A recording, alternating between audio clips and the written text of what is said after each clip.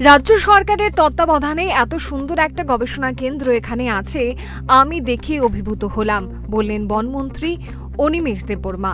মঙ্গলবার শহর উপকণ্ঠে নাগিছড়াস্থিত horticulture research complex পরিদর্শনে যান বনমন্ত্রী। ঘুরে দেখেন সমস্ত রিসার্চ ওয়ার্ক এবং অন্যান্য ক্ষেত্র। সাংবাদিকদের তিনি জানান, এই গবেষণা কেন্দ্র থেকে ত্রিপুরার কৃষকরা কি পরিমাণ যে লাভবান হতে পারে তা বলতে পারছেন না।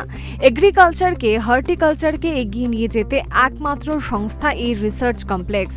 এটাকে যত গুরুত্ব দেওয়া হবে ততই রাজ্য কৃষিতে বাগিচা তৈরির ক্ষেত্রে আমরা এগিয়ে যাব।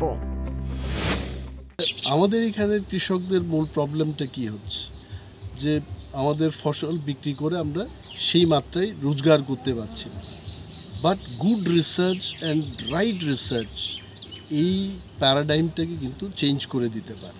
আমি বিজ্ঞানীদের সাথে এখানে কথা বললাম, ওনাদের বললাম যে আমাদের রাজ্যের যে সয়েল স্ট্রাকচার, এখানে প্লেন ল্যান্ড আছে, হিলি টেরেইনস আছে, এই টেরেইনের মধ্যে কি করে চাষবাস করা যায়, অ্যাগ্রো ফরেস্ট্রি বেসড কি করে রিসার্চ করে সেখানে যদি আমরা ফসল ফলাতে পারি পাহাড়ের মধ্যে, then probably the economy of our farmer also will go up.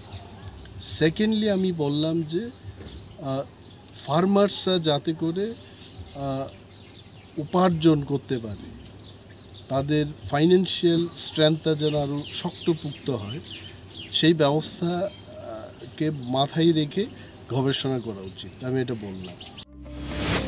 রাজ্যে কৃষকরা যাতে করে উপার্জন করতে পারে এবং তাদের অর্থনৈতিক অবস্থা যেন আরও শক্তপোক্ত হয়, সেটা মনে রেখে গবেষণা করা উচিত বলে মনে করেন বনমন্ত্রী। Bureau report, Times 24।